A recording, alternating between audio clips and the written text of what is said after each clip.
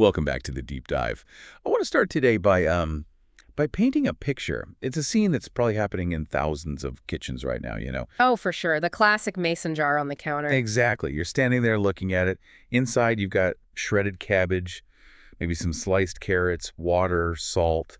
It's just sitting there. It's quiet. Mhm. To the naked eye, it looks like absolutely nothing is happening. It looks completely inert. Yeah, like a still life painting. It's just a pickle in waiting. It looks like a pantry item, something static. But the whole point of the source material we are diving into today, advanced fermenting for health, is that if you could, shrink yourself down and dive into that jar, You'd be in the middle of a battlefield. a complete war zone. I mean, that is the only accurate way to describe it from a biological perspective. It is a bustling, violent, chaotic city that is being built, destroyed, and rebuilt all at the same time. It is not static. It's a dynamic, high-stakes environment, and that's the real hook for this deep dive. Right.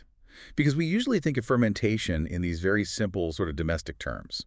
We think, okay, it's about food preservation. Yeah. Or we think it's just about making things taste sour. Or, the health angle. I need probiotics, so I'll eat this to get good bacteria. Which is, as we're about to find out, a massive oversimplification. It kind of misses the mechanics entirely. It does. The guide we're analyzing argues that we need to stop looking at fermentation as a recipe, like you're baking a cake. We need to start looking at it as bioengineering. You are engineering a temporary ecosystem. Yeah. And honestly, the research we're looking at today just shatters a lot of the common myths.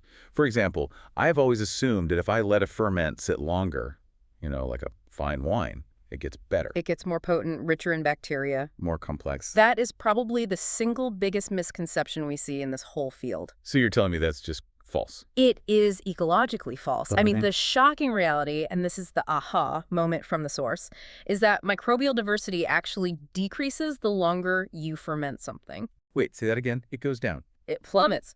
If you take a sample from a 3-week-old jar of sauerkraut and compare it to a 3-day-old jar, the 3-week-old jar is a ghost town by comparison. That seems completely counterintuitive. I feel like we've been sold this idea that aged means more, more culture, more health, more benefit. Aged means more stable, it means more acid, it means safer, for sure, but it absolutely does not mean more diverse. Ecologically, an aged jar is basically a monoculture. Wow.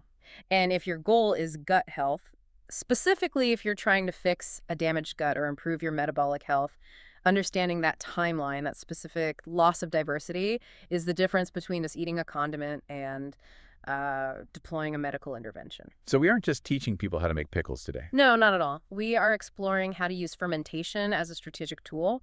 We're going to look at how to use it to flatten blood sugar spikes, improve insulin sensitivity, and create what the source calls a structured microbial exposure system. A structured microbial exposure system.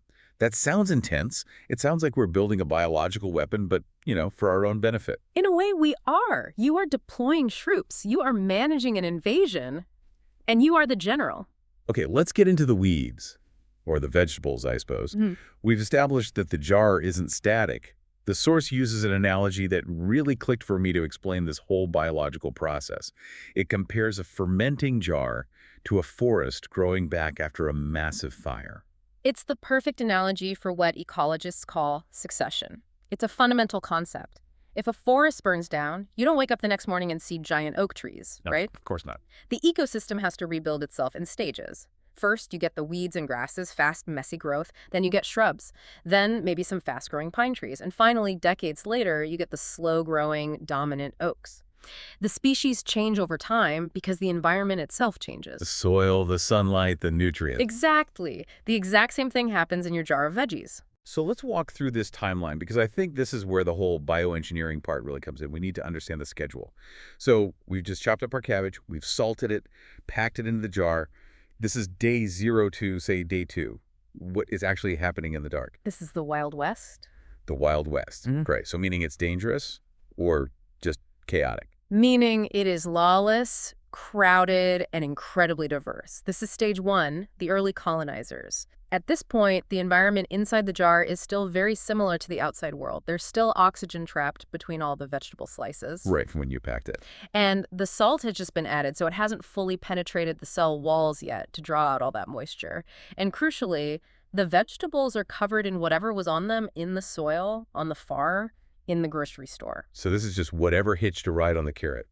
The soil bacteria, the stuff from the farmer's hands. Exactly. It is a complete zoo. You have leuconostoc species, you have various non-lactic acid bacteria, you have yeasts, maybe some molds who are trying to gain a foothold. And here is the absolute kicker. Biological diversity is at its highest right now. Right at the very beginning. Before it even starts to taste sour. Right at the start, because nothing has been killed off yet. It's a complete free-for-all. All these different microbes start waking up. They find the sugars on the cut surfaces of the vegetables, the glucose, the fructose, and they just start eating. That's where the bubbles come from. That's the CO2. They produce carbon dioxide. That's why you see those bubbles starting to form on day 2. They produce tiny amounts of ethanol. They produce all these weird, funky flavor compounds. It's unstable. Highly unstable. If you were to eat it right now, it wouldn't taste pickled at all. It would just taste like salty, slightly fizzy, kind of funky raw vegetables. It's a party, but it's a very disorderly party. Okay, so that's the Wild West, day 0 to day 2. But then the environment shifts. The source calls this next part the acidification phase. What triggers that change? It's triggered by the waste products of that first group. As those early bacteria eat sugar, they excrete acid. It's their byproduct. And as they produce all that gas, the CO2, they physically push the oxygen out of the jar through the airlock or the lid. Ah, so they're changing the atmosphere. They are. The oxygen levels drop precipitously, and the acidity starts to rise. The pH begins to fall. And I'm guessing the Wild West bacteria, the soil guys, the yeasts, they can't handle that change. Most of them can't. They are what we call aerobic, where they need oxygen, or they're very pH sensitive. As the acid climbs and the oxygen vanishes, they start dying off in droves. This creates a massive power vacuum. And that's the opening. That is the opening that allows the dominators to step in, the lactic acid bacteria, or LAB. These are the famous ones, the ones you see on the yogurt labels. They're the celebrities of the fermenting world. Leuconostoc mesenteroids, Lactobacillus plantarum, Pediococcus. These guys love acid. In fact, they create the acid specifically to kill their competition. It's chemical warfare. It is absolutely chemical warfare. They are terraforming the jar to suit their own biology, and in the process, they make it a graveyard for almost everyone else. That's a grim way to look at it. Yeah. They are actively killing off the diversity to secure their own survival. Precisely. And this is the trade-off I mentioned at the start.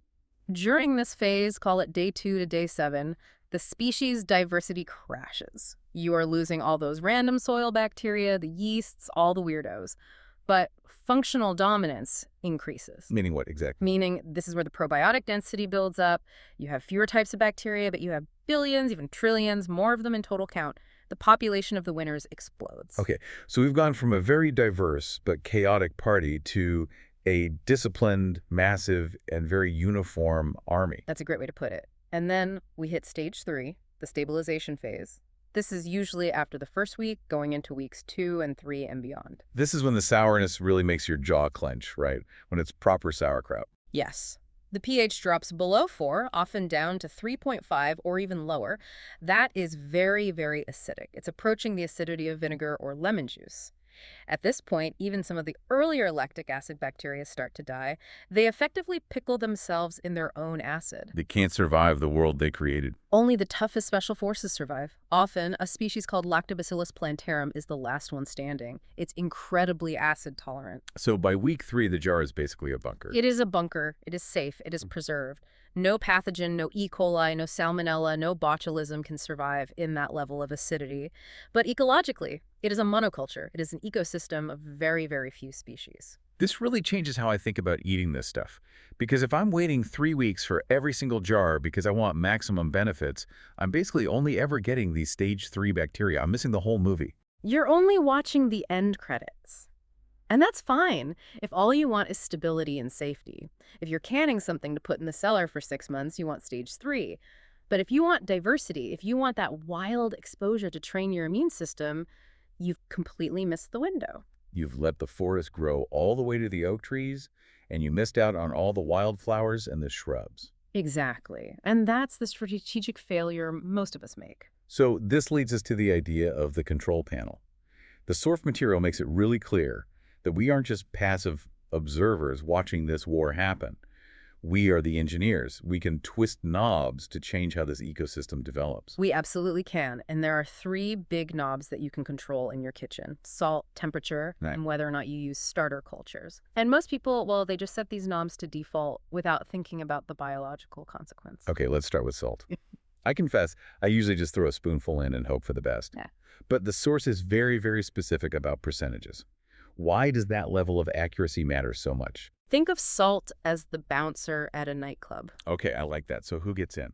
Well, it depends on how strict the bouncer is. If you use low salt, say around 1 to 1.5% by weight, the bouncer is very lenient. He lets almost everyone in. So you get high diversity. You get huge diversity, lots of wild flavors, a really fast fermentation, but you also risk letting in the bad guys. It's much riskier for mold or spoilage because the environment isn't hostile enough to the unwanted guests.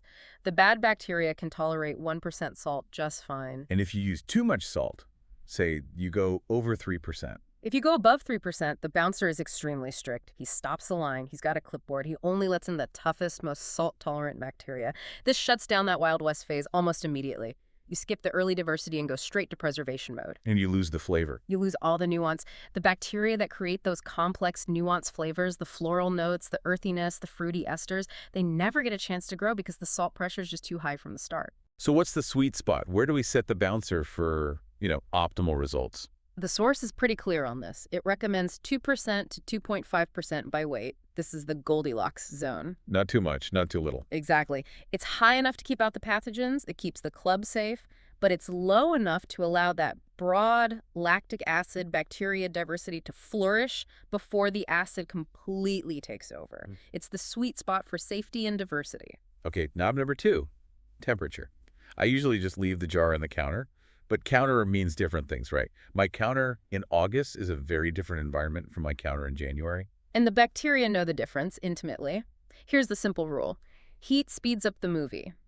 If your kitchen is warm, say 25 to 30 degrees Celsius, which is about 77 to 86 Fahrenheit, the bacterial metabolism goes into overdrive. They're working faster. Much faster. They eat faster, they reproduce faster, they excrete acid faster. You might hit that stage 3 stabilization in just 3 or 4 days. And it is that bad. Yeah. Efficiency is usually a good thing. It's not bad if you're in a rush to preserve food before it rots, like in a traditional agricultural setting. But you lose all the complexity. It's like watching a movie on 4x speed. You see who lives and dies at the end, but you miss all the character development. So what's the recommendation? The source suggests a cooler ferment, around 18 to 22 degrees Celsius. That's about 64 to 72 Fahrenheit. A cool room temperature. This slows everything down. It allows the different bacterial waves to overlap more. You get more layering of metabolic byproducts, which creates much better flavor and a much more complex biological soup. Slow and steady builds the better ecosystem. Now, knob number 3 is a bit controversial, and I was genuinely surprised by the source's stance on this. Starter cultures. Ah, yes.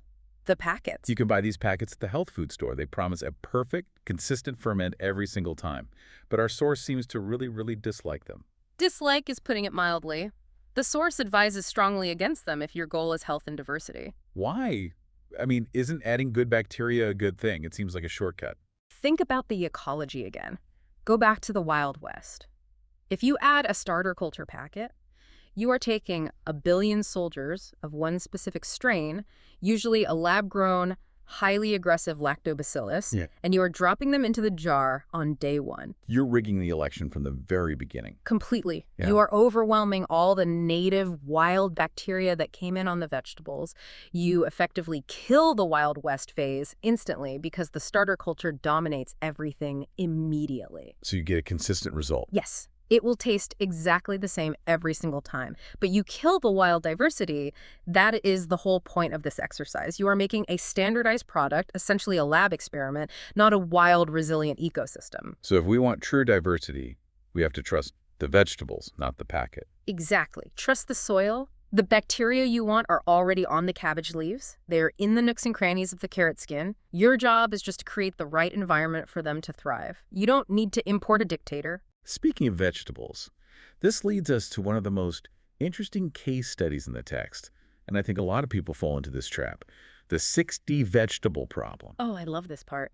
This is where most people go completely wrong when they're trying to be super healthy. So the scenario is this. You have small amounts of 60 different vegetables. Maybe you went to a farmer's market, or you have a massive garden and you harvested everything at once. The instinct, the logical next step, seems to be to chop them all up and put them into one giant mega jar. The ultimate superfood jar. Right. We think 60 vegetables equals maximum diversity. It feels so logical. More plants must equal more good bugs. It makes perfect sense on the surface. But the source says this is a huge mistake. Why does the mega jar fail? It's a principle called competitive exclusion. It goes right back to the battlefield analogy. Yeah. If you put 60 different veggies in one jar, you are mixing all their native bacteria together. But resources, the sugars, the space, are limited. The strongest, most aggressive bacteria, which are usually the ones from the cabbage or the sugar-rich roots like carrots, will outcompete and kill everyone else. So you don't get 60 different types of bacterial colonies coexisting? Yeah. You get the one bully that killed the other 59. Precisely. You completely lose the nuance. The delicate bacteria that live on fresh herbs like dill or parsley get absolutely wiped out by the aggressive cabbage bacteria. You end up with a jar that is essentially just sauerkraut with some other dead stuff floating in it. The terroir of the individual herbs is lost. So what is the solution? If the mega jar is a mistake, how do we handle that bounty of vegetables the source talks about functional groups? Yes, this is the strategic move. Instead of mixing randomly, you group the vegetables by their job in the fermentation process. You act like a general organizing your troops into specialized platoons. Okay, break down these groups for us. How should we be categorizing our produce before we even start chopping? All right, Group A is the fuel. This is non-negotiable. These are the sugar-rich items like carrots, beets, cabbage, sweet potatoes. Their job is to feed the bacteria. They provide the glucose that turns into the lactic acid that preserves everything. So you need these in every jar. You need some fuel in almost every jar to get the party started. If you just tried to ferment kale by itself, it would probably rot because there isn't enough available sugar to fuel the acid production quickly enough. Got it. Group A is the engine. Then you have Group B, the architects.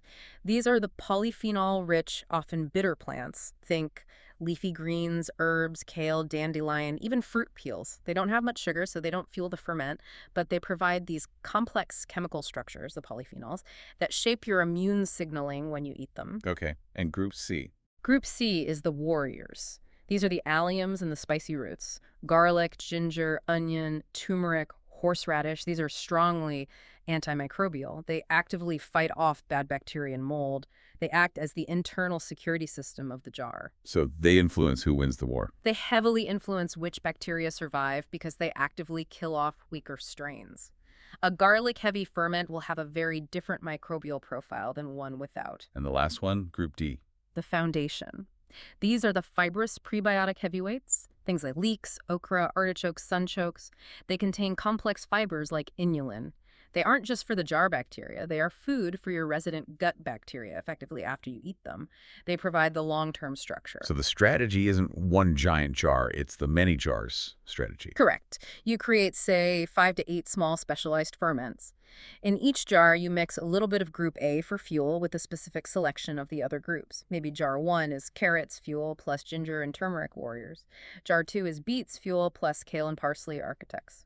And by doing this, you're creating and preserving these distinct ecosystems. Yes.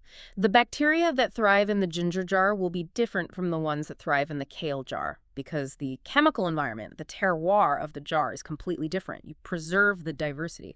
But there's another layer to this strategy that connects right back to our timeline discussion. The harvesting times. Right. You've got your 8 jars lined up.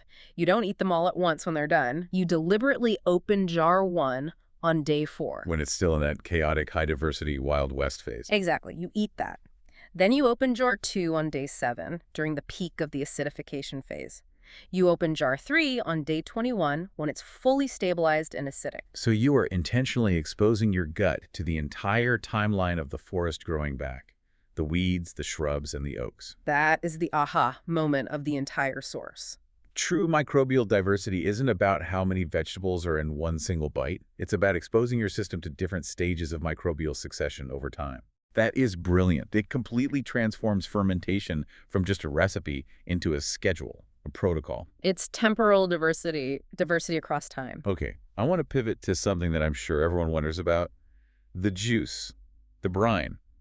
I admit it, sometimes I finish the pickles and I'm looking at half a jar of this salty juice. And I always wonder, is this garbage or is this the best part? It is liquid gold. Liquid gold. Right. So I can just chug it. Well, you can, but with some very important caveats. The stats are impressive. The brine is actually more microbially dense per milliliter than the vegetables themselves. More than the solids. Yeah, because the bacteria are suspended in the liquid medium. We're talking millions, sometimes billions, of CFU colony-forming units per teaspoon. So it's basically a super shot of probiotics. Yeah. Better than a pill you'd buy. In theory, yes. But there is a massive fiery hurdle it has to get past, the stomach acid barrier. The burning pit of doom. Pretty much. Your stomach pH is between 1.5 and 3.5. That is incredibly acidic. It is designed to kill things. It's your first line of defense against infection. Evolution put it there to stop you from dying when you ate spoiled meat 10,000 years ago. So if I drink a shot of brine on an empty stomach, A huge percentage of those bacteria are going to die instantly. They are acid tolerant. They grew in acid, after all. But stomach acid is an order of magnitude stronger than pickle acid. It's like dropping a polar bear into a volcano. It might survive for a second, but it's not going to end well. so how do we help them survive the journey? Or is it just a lost cause? Two things. First, and this is simple, never drink it on an empty stomach. If you consume it with food, the food acts as a buffer. It raises the stomach pH temporarily, giving the bacteria a window for safe passage into the small intestine. It gives them cover. Exactly. And second, and this is a really crucial concept from the source, we need to understand the difference between colonization and tourism. Okay, explain that, because the marketing always tells us these bacteria are going to repopulate our gut. That is mostly a myth. Most people think they eat a probiotic, the bacteria goes down, it finds a nice spot in their intestine, builds a house, has babies, and lives there forever. That is colonization. And that's not what happens with these foods. It's extremely rare with fermented foods. The bacteria in sauerkraut, like Lactobacillus plantarum, are soil and plant bacteria. They are not native human gut residents. They are tourists. So they're just passing through. Yes. They are transient. They pass through. They look around at the sites. They maybe start a fight with a bad pathogen they run into. They stimulate your immune system. They release some vitamins. And then they leave. They exit the system. They're influencers. That is the perfect analogy. They are influencers. They come in, they hype up the party, they change the vibe for a little while, and then they're gone. They don't move in. So if they don't move in, why does the brine even matter? Yeah. Why do we care about influencers who are just going to leave? Because that influence, while temporary, is powerful. Even if they don't stay, they signal your immune system to wake up and pay attention. They engage in what's called quorum sensing, which is basically chemical communication with your native bacteria. They compete with pathogens for resources for a few hours. Bet there's a catch. Here's the catch: brine alone is like sending the influencer into a desert. Without fiber, without the actual vegetable solid, the microbes have nowhere to hide and nothing to eat while they are in transit. The vegetable is like their vehicle and their pack lunch. It's their life raft. The fiber structure protects them from digestive enzymes and gives them a food source to keep them metabolically active while they travel through you. So the verdict on brine is what? Good, but incomplete. It's great for an ecological nudge, especially if your gut diversity is wiped out, say, after a course of antibiotics.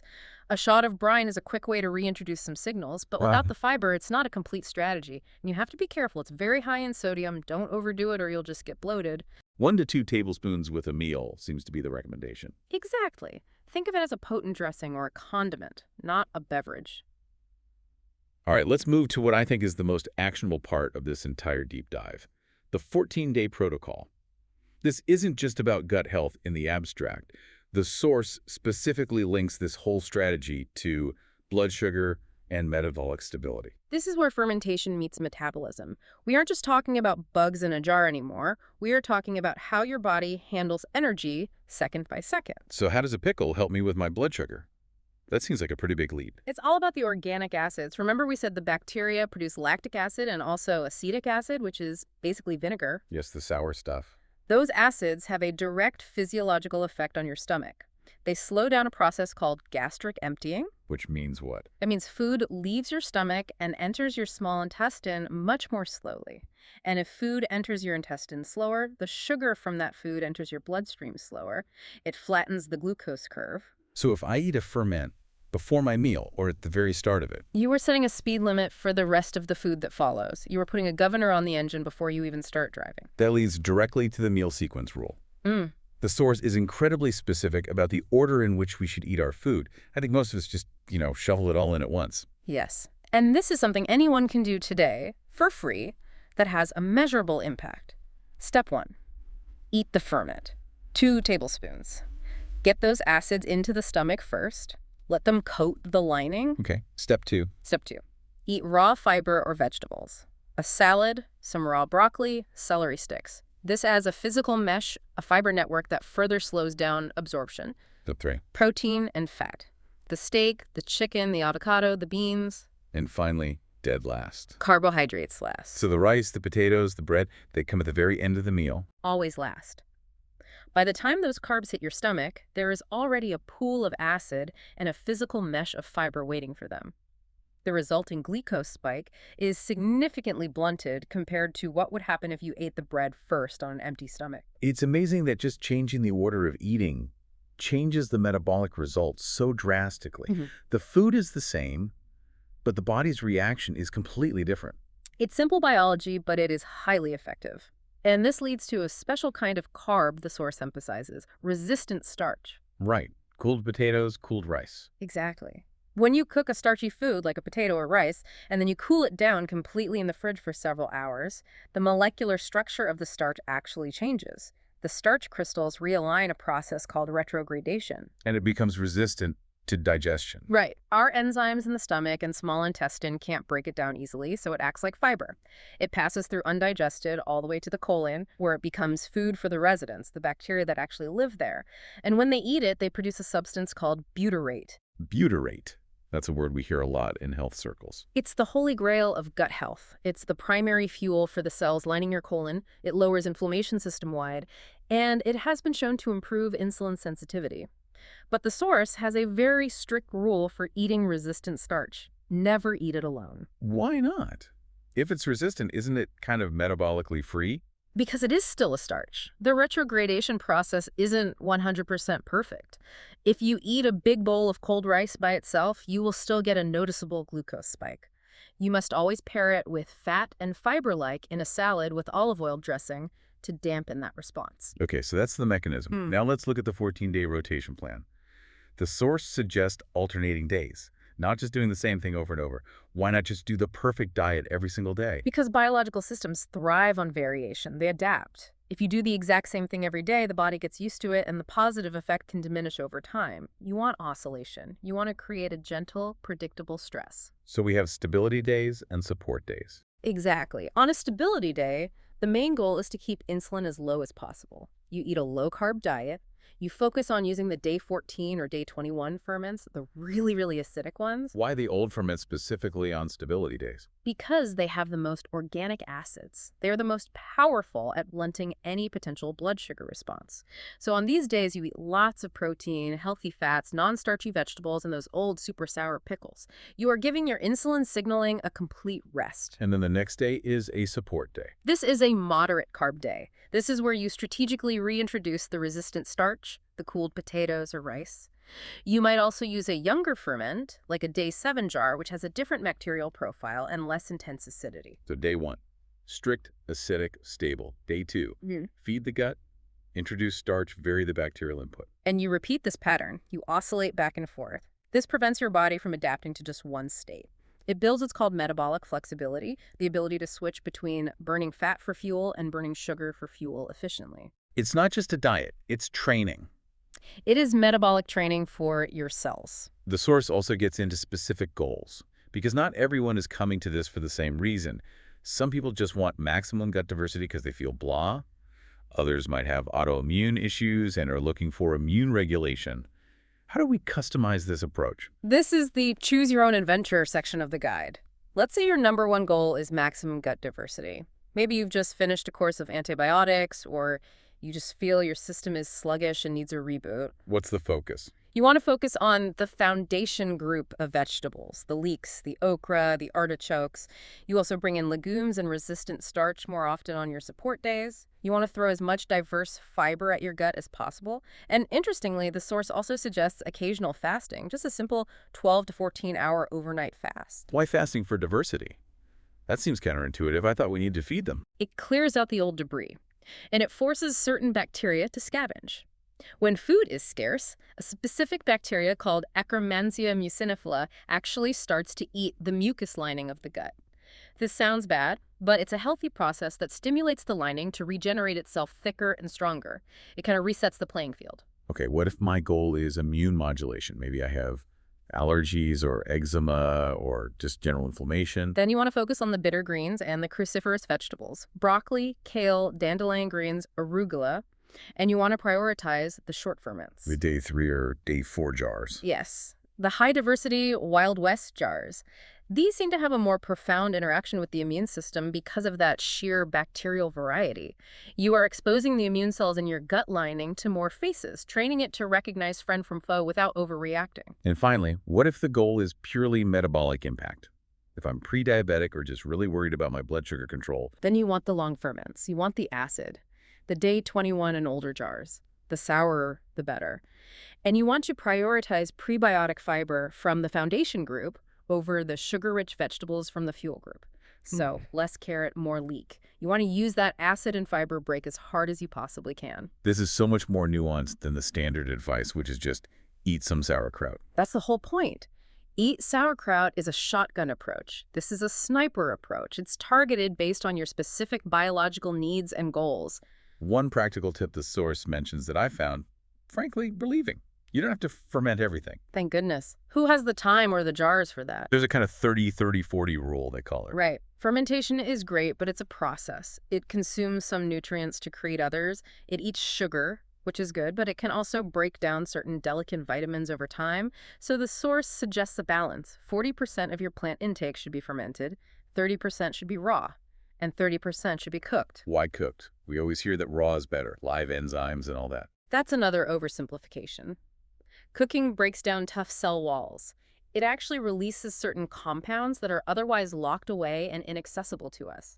For example, lycopene in tomatoes or beta-carotene in carrots are much more bioavailable when they're cooked. So you get more nutrition out of a cooked carrot than a raw one, in some ways. In some ways, yes. If you ferment everything, you miss out on those profiles. And some types of fiber need to be softened by heat for your gut bacteria to be able to access and digest them easily. So a perfectly balanced plate might have a raw salad with a fermented brine vinaigrette, some roasted carrots, and a side of kimchi. That is the perfect ecological plate. You have the raw enzymes from the salad, the bioavailability from the cooked carrots, and the microbial signaling and organic acids from the fermented kimchi. You're hitting all the notes. I want to zoom out as we wrap up here. We've covered a lot of technical ground succession, pH, functional groups, meal sequencing. But there's a philosophy under all of this. The deep principle. Health doesn't come from a single superfood. It comes from diversity times rotation times time. That equation is the entire takeaway. We are obsessed as a culture with finding the magic bullet. Is it kale? Is it turmeric? Is it a specific probiotic strain like Lactobacillus reuteri? It's never one thing. It is the system. It's the shift in mindset from being a recipe follower to a systems designer. Yes. You aren't just following a recipe for pickles anymore. You are designing an input schedule for your own biology. You are thinking, what signals am I sending my body today? Is today a challenge day? Is today a rest and rebuild day? And I love the final provocative thought the source leaves us with. It suggests that the perfect ferment doesn't actually exist. It doesn't, and that is so liberating. A day 3 ferment is imperfect because it's chaotic and unstable. A day 21 ferment is imperfect because it lacks diversity. But when you eat them both in the same week, That's where the magic happens. the power lies in combining the imperfections. The combination of the chaotic young jar and the stable old jar creates a more complete, a more perfect signal for the human body. The whole is so much greater than the sum of its parts. So the challenge to you, the listener, is this. Don't just go buy a single jar of sauerkraut and let it sit in the back of the fridge for 6 months. No, build an ecosystem. Go get 60 vegetables or even just 20. Make 5 small, different jars. Open them on different days. Rotate your meals. Treat your gut like the dynamic, changing, living forest that it is. I'm definitely looking at my mason jars on the counter differently now. They aren't just food storage anymore, they're time capsules. They are. And you are the time traveler. On that note, thanks for diving deep with us. Go start a ferment, watch the Wild West happen, and we'll see you next time. Stay curious.